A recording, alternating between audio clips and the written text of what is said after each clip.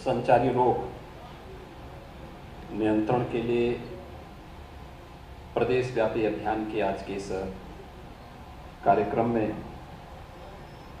मंच पर उपस्थित प्रदेश सरकार में मेरे वरिष्ठ सहयोगी,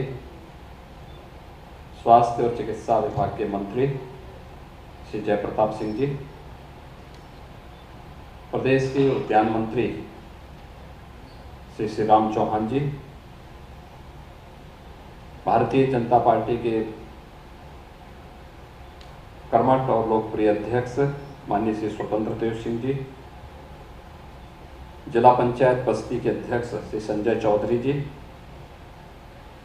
माननीय सांसद श्री हरीश द्विवेदी जी, माननीय विधायकगण श्री दयाराम चौधरी जी, श्री संजय प्रताप जायसवाल जी, श्री सीपी शुक्ला जी, श्री अजय सिंह जी, श्री रवि सोनकर जी, अपर मुख्य सचिव चिकित्सा एवं स्वास्थ्य समित मोहन प्रसाद जी, अध्यक्ष नगर पालिका परिषद श्रीमती रूपम मिश्रा जी, भारतीय जनता पार्टी के जिला के अध्यक्ष श्री महेश शुक्ल जी, यहाँ के मंडलायुक्त, पुलिस महानिरीक्षक, जिलाधिकारी, पुलिस अधीक्षक और सभी अन्य प्रशासन और पुलिस से जुड़े हुए अधिकारीगण, स्वास्थ्य विभाग के अधिकारीगण, उपस्थित भाइयों बहनों, वैश्विक महामारी कोरोना को सफलतापूर्वक नियंत्रण करने के उपरांत इस वर्ष का जो हमारा एक तीसरा संचारी रोग नियंत्रण का विशेष अभियान प्रारंभ हो रहा है। इसको जनपद बस्ती से पूरे प्रदेश के लिए इसका शुभारंभ करते हुए मुझे बहुत आनंद की अनुभूति हुई है, क्योंकि आज से लगभग 4.5 वर्ष पहले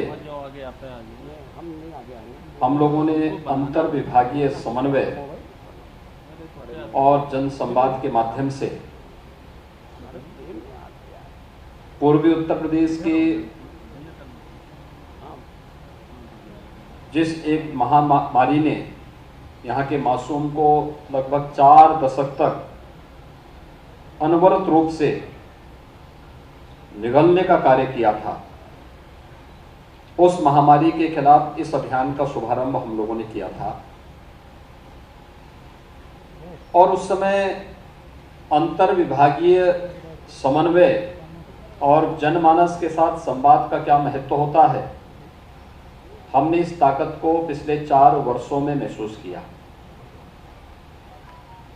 यद्यपि पहले चरण में हमारे गोरखपुर, बस्ती, कमिश्नरी के 7 जनपद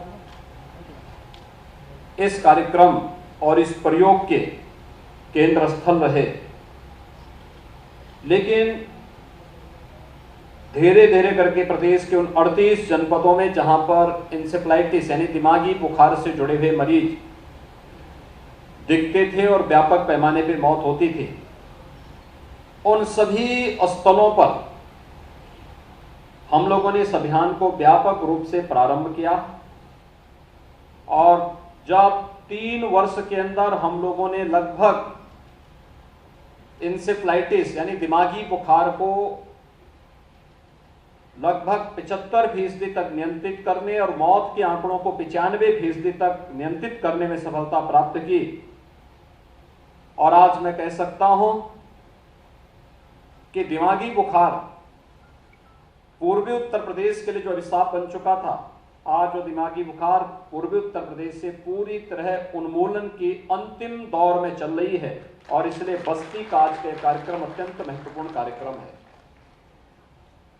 भाइयों बहनों, पूरी टीम ने, इसमें हमारे प्रशासन ने, स्वास्थ्य विभाग ने, जो हेल्थ वर्कर्स हैं, कोरोना वॉरियर्स हैं, यूनिसेफ है, दस्तक और पात जैसी संस्थाओं ने इस पूरे अभियान के साथ मिलकर के एक हेल्थ वर्कर और इससे जुड़े हुए जितने भी स्वयंसेवी संगठन थे, इन सब के साथ मिलकर के जो बेहतर समन्वय बनाया था, प्रदेश सरकार के लगभग 12 विभाग एक साथ मिलकर के इस कार्यक्रम को आगे बढ़ा रहे थे, उसके परिणाम जब 3 वर्ष के अंदर देखने को मिले तो उस परिणाम के महत्व को हम लोगों ने समझा। और जब देश और दुनिया के अंदर कोरोना जैसी महामारी ने दस्तक दी तो उस समय हम लोगों ने अंतर विभागीय समन्वय और जन संवाद की इस ताकत का फिर से इस्तेमाल किया। और आपने देखा होगा, पहली लहर को सफलतापूर्वक रोकने में जो मॉडल यूपी ने खड़ा किया था, दूसरी लहर ने लगभग 10 से 15 दिन तक हमें कुछ विचलित जरूर किया, लेकिन शीघ्र ही हम लोगों ने जब दस्तक अभियान की तर्ज पर निगरानी समितियां गठित करके डोर टू डोर सर्विलांस के माध्यम से इस कार्यक्रम को आगे बढ़ाने का कार्य किया, तो कोरोना की दूसरी लहर को भी नियंत्रित करने और तीसरी लहर के प्रभाव को समय से पहले ही रोकने में हमें सफलता प्राप्त हुई है। और यही कारण है कि कोरोना रोकने के लिए आज उत्तर प्रदेश देश और दुनिया के लिए एक मॉडल बना हुआ है। भाइयों बहनों, एक टीम वर्क का परिणाम है। जब सभी लोग एक दिशा में सोचते हैं और उसके अनुरूप प्रयास करते हैं तो उसके बेहतर परिणाम भी सामने आते हैं। शासन नीति बनाती है, जनप्रतिनिधि उसकी निगरानी करते हैं, प्रशासनिक टीम और संबंधित विभागों की टीम उसको आम जनमानस तक पहुंचाती है और जन सहभागिता के माध्यम से इन कार्यक्रमों को सफलता की नई ऊंचाइयों तक पहुंचाती है। तो उसके परिणाम ऐसे ही होते हैं जैसे कोरोना के लिए रोकथाम करने में हमें सफलता प्राप्त हुई है। आज इस सभागार में हम सब एकत्र हुए हैं। अनुमान करिए, आज से 6 महीने पहले क्या यह स्थिति थी कि हम एक साथ इतने बड़े समूह के साथ किसी सभागार में एकत्र हो पाते? नहीं। या क्या उन राज्यों में जहां पर अभी भी लॉकडाउन चल रहा है, क्या इतना बड़ा समुदाय एक साथ एक जगह एक सभागार में एकत्र होकर के इस प्रकार के अभियान को और कार्यक्रम को आगे बढ़ा सकता है? जवाब मिलेगा नहीं। पर्व और त्योहार, अभी हाल ही में आप लोगों ने विजयादशमी के आयोजन को संपन्न किया है। शारदीय नवरात्रि में मां दुर्गा की मूर्तियों की स्थापना करके जगह जगह आरती के कार्यक्रम संपन्न किए हैं, रामलीलाओं के मंचन के कार्यक्रम प्रारंभ किए हैं और मूर्ति विसर्जन के साथ समूह के साथ जाकर के इस कार्यक्रम को आगे बढ़ाया है। आज से 6 महीने पहले क्या इस प्रकार के कार्यक्रम संभव हो पा रहे थे? जवाब मिलेगा नहीं। अगर एक टीम वर्क काम नहीं करती और टीम एक साथ, शासन ने निर्णय लिया, एक पॉलिसी बनाई, जनप्रतिनिधियों ने उसकी निगरानी की,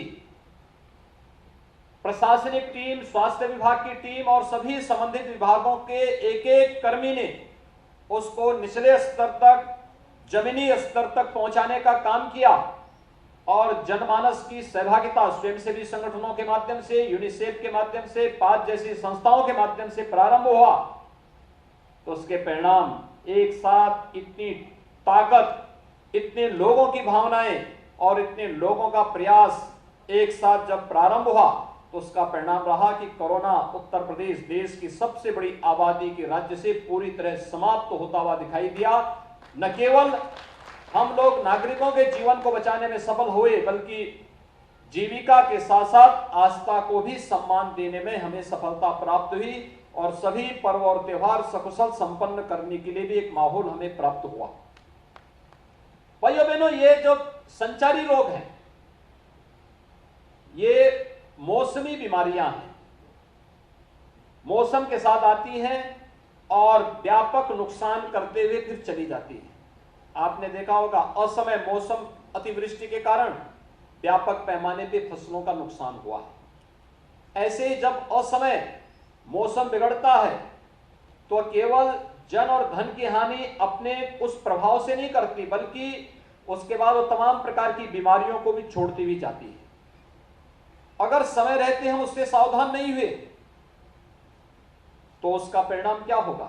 जल जमा होगा तो मच्छर होंगे, मच्छर होंगे तो गंदगी भी होगी, मलेरिया होगा। जल जमाव कहीं पर है, स्वच्छ जल भी है, जल जमाव है, तो वहां डेंगू के लार्वा पनपेंगे, डेंगू फैलेगा, कालाजार फैलेगा, चिकनगुनिया भी आएगा। और गंदगी है, शुद्ध जल की आपूर्ति लोगों को पीने के लिए नहीं हो पा रही है, तो इंसेफ्लाइटिस यानी दिमागी बुखार भी फैलेगा। गंदा जल है, पेयजल के लिए शुद्ध जल नहीं है, तो डायरिया भी होगा, तमाम प्रकार की अन्य बीमारियां भी पैदा होंगी। और इन सब के प्रति जागरूकता पैदा करने, प्रत्येक नागरिक के जीवन को बचाने के लिए 2017 से वर्ष में 3 बार प्रदेश सरकार संचारी रोग नियंत्रण के इस विशेष अभियान को आगे बढ़ाती है। याद रखना, अभी यह खतरा 15 नवंबर तक बना रहेगा और 15 नवंबर तक डेंगू है, कालाजार है, मलेरिया है, या फिर चिकनगुनिया है, या इस प्रकार की बीमारियों के खतरे बने रहेंगे। और इन खतरों से हर एक नागरिक के जीवन को बचाने के लिए आवश्यक है कि हम सावधानी भी बरतें और साथ साथ शासन के द्वारा चलाए जाने वाले कार्यक्रम का हिस्सा बनकर के जीवन को भी बचाने और उनकी जीविका को भी बचा करके, जिससे वह व्यक्ति सम्मानजनक ढंग से स्वावलंबन का जीवन गुजर बसर कर सके, इसके लिए भी एक नया प्रयास किए जाने की आवश्यकता है। और इस संचारी रोग नियंत्रण का इस वर्ष का अभियान आज इसीलिए हम लोगों ने बस्ती से रखा है कि आज से 4 वर्ष पहले बस्ती के भी सैकड़ों बच्चे इस सीजन में दिमागी बुखार की चपेट में आकर के असमय काल कलवित होते थे, लेकिन आज वे सभी बच्चे अपने घर में अपने माँ बाप के पास सुरक्षित हैं और वे लोग भी उनकी प्रतिभा और उनकी ऊर्जा का लाभ आने वाले समय में समाज ले पाएगा या देश ले पाएगा। हम इस विश्वास के साथ, इस कार्यक्रम के साथ आज बस्ती जनपद में यहां पर उपस्थित हुए हैं। भाइयों बहनों, कोरोना महामारी ने देश में और दुनिया में बहुत कुछ बदलाव लाया है। एक तरफ बहुत सारे लोगों ने अपने प्रियजनों को खोया है, अपने नजदीक के मित्रों को, अपने परिवार के सदस्यों को खोया है। वह एक दुखद स्थिति उन परिवारों के सामने, उन नागरिकों के सामने और समाज के सामने रही है और उन सब के प्रति हमारी संवेदना है। सरकार ने तय किया है कि सरकार ने इस बात को तय किया है कि कोरोना से जो मौतें हुई हैं वे दुखद हैं, उनके प्रति सरकार की पूरी संवेदना है। उन परिवारों को हम लोग कंपनसेशन के रूप में 50,000 रुपए उन परिवारों को प्रति मौत पर उपलब्ध करवाने की कार्रवाई शासन ने प्रारंभ कर दी है। लेकिन साथ साथ यह भी व्यवस्था की गई है कि आने वाले समय में इस प्रकार की महामारी से हम लोग लोगों को बचा सकें। यह हम सबकी जिम्मेदारी बनती है, क्योंकि समाज में कहीं क्षति होती है भौतिक रूप से, और क्षति एक परिवार की होती है। कोई अपने भाई को खोता है, कोई किसी ने अपने परिवार के किसी वरिष्ठ को खोया है, किसी ने अपने पिता को, किसी ने अपने पति को, किसी ने अपने किसी सगे संबंधी को खोया है, किसी ने अपनी बहन को खोया है, किसी ने मां को खोया है, किसी ने पत्नी को खोया है, किसी ने अपने बच्चे को खोया है। वह दुखद स्थिति थी, लेकिन एक महामारी थी, इस सदी की सबसे बड़ी महामारी थी। और इस महामारी के प्रति बचाव के लिए प्रधानमंत्री मोदी जी के नेतृत्व में देश के अंदर जो कार्य हुआ है, आज उसका परिणाम है कि पहली बार किसी महामारी के लिए भारत ने स्वयं वैक्सीन विकसित किया, और एक नहीं 2 वैक्सीन विकसित किया। और भाइयों बहनों, कल तक पूरे देश के अंदर भारत के द्वारा विकसित की गए वो वैक्सीन 100 करोड़ लोगों को उसकी डोज कल तक दी जा चुकी होगी। 100 करोड़ लोगों को, याद करना, 100 करोड़ लोगों को ये डोज देने वाला भारत दुनिया का पहला देश है। और उत्तर प्रदेश देश की आबादी का एक बड़ा हिस्सा उत्तर प्रदेश में निवास करता है। कोरोना प्रबंधन हमारा सबसे बेहतर तो है ही, लेकिन देश के अंदर सबसे अधिक नागरिकों को कोरोना का डोज देने में भी हमें सफलता प्राप्त हुई। 12 करोड़ से अधिक लोगों को हम कोरोना डोज दे चुके हैं और अगले 4-5 दिन यानी एक सप्ताह के अंदर हम लोग ये संख्या 13 करोड़ पहुंचा चुके होंगे, क्योंकि हमारे पास कोरोना के वैक्सीन भी है और हम लोग एक दिन में 35 से 40 लाख लोगों को कोरोना वैक्सीन देने में सक्षम हैं। इस प्रकार की हमारी तैयारी है। पर्व और त्योहार के कारण, अतिवृष्टि के कारण थोड़ा कार्यक्रम प्रभावित हुआ है, लेकिन हमारा यह मानना है कि इन विपरीत परिस्थितियों का सामना करते हुए भी हर एक नागरिक का जीवन बचाना हमारे लिए अत्यंत महत्वपूर्ण है। और इसलिए मेरी आप सबसे अपील होगी, संचारी रोग नियंत्रण का ये जो कार्यक्रम है, ये इन सभी प्रकार की विषाणु जनित बीमारियों से प्रत्येक नागरिक के जीवन को बचाने के साथ ही कोरोना जैसी महामारी से बचाव के लिए भी एक बेहतर प्लेटफॉर्म बनना चाहिए। और एक बेहतर प्लेटफॉर्म के रूप में हम व्यापक जागरूकता के कार्यक्रम के साथ इसको जोड़ सकते हैं। इसमें आपने देखा होगा, निगरानी समितियां घर घर जाती थी, घर घर में दस्तक देती थी। वहां पे जो भी संदिग्ध व्यक्ति मिलता था उस व्यक्ति को वे लोग मेडिसिन किट उपलब्ध करवाती थी और अगले 24 घंटे के अंदर आरआरटी की टीम वहां जाती थी और रैपिड रिस्पांस टीम वहां जाकर के उनका कोरोना टेस्ट कराती थी। अगर वह पॉजिटिव निकले और सिम्टोमेटिक हैं तो उनको होम आइसोलेशन में रख दिया जाता था, घर में अलग से व्यवस्था अगर है तो, और नहीं है तो उन स्थितियों में उन्हें हॉस्पिटल पहुंचाने की व्यवस्था होती थी। हॉस्पिटल में उनको बेहतर उपचार की सुविधा देने का प्रयास होता था। और देखते ही देखते 72,000 से अधिक निगरानी समितियां, जैसे प्रदेश के अंदर कोरोना महामारी के दौरान हर एक नागरिक की सुरक्षा के लिए अपनी जान की परवाह के बगैर लगातार कार्य कर रही थी, ऐसे ही दस्तक अभियान के अंतर्गत भी हमें एक एक घर में दस्तक देना है। एक एक व्यक्ति के घर में पूछना है कि किसी को बुखार के लक्षण तो नहीं, डेंगू के लक्षण तो नहीं, कोई मलेरिया तो नहीं, कालाजार तो नहीं, कोई अन्य कोई इस प्रकार की बीमारी तो नहीं। इन सब के बारे में जानकारी लेते हुए उपचार की सुविधा उपलब्ध कराते हुए, क्योंकि हम लोगों ने इंसेफ्लाइटिस के मुद्दे पर देखा है कि अगर बच्चे को समय पर हम लोगों ने सावधानी बरती तो बीमारी से बचा जा सकता है, लेकिन फिर भी अगर बीमारी आ गई और बच्चे को समय पर हॉस्पिटल पहुंचा दिया तो बच्चा पूरी तरह स्वस्थ होकर के, निरोग होकर के अपने घर वापस आ जाता है। थोड़ी लेट की तो शारीरिक या मानसिक विकार उसमें आ जाते थे, उसको स्वस्थ होने में तत्काल बीमारी से तो स्वस्थ होता था, लेकिन पूर्ण रूप से स्वस्थ होने में उसको 5-6 वर्ष लग जाते हैं। आप सोचिए, किसी बच्चे के बचपन के 5-6 वर्ष किसी बीमारी की चपेट में आ जाएंगे, उस बेचारे का पूरा जीवन बाधित हो जाता है। और इसमें दूसरी सावधानी, और तीसरा, अगर लेट ज्यादा हो गया तो फिर उसके जीवन को बचाने में भी बहुत कठिनाई है। भाइयों बहनों, मृत्यु दर कोरोना में उत्तर प्रदेश ने बेहतरीन प्रदर्शन किया है। अब तक 1.3% उत्तर प्रदेश के अंदर मृत्यु दर रही है, जबकि इंसेफ्लाइटिस में यह मृत्यु दर कितनी ज्यादा थी, 20 से 25% तक थी। यानी अगर 100 लोगों को, 1000 लोगों को अगर दुर्भाग्य से कोरोना हुआ होगा तो उस समय लगभग 13 लोगों की मौत उस दौरान हुई है। लेकिन अगर याद करिए, 1000 लोग अगर इंसेफ्लाइटिस की चपेट में आते तो उससे मरने वालों की संख्या लगभग 130 होती थी। ये थी जब इंसेफ्लाइटिस का कहर पूर्वी उत्तर प्रदेश में देखने को मिलता था। 13 में और 130 में बहुत ज्यादा अंतर है। 130 में 260 के आसपास उसकी मौत के आंकड़े आते थे, 260 में और 13 में बहुत अंतर है।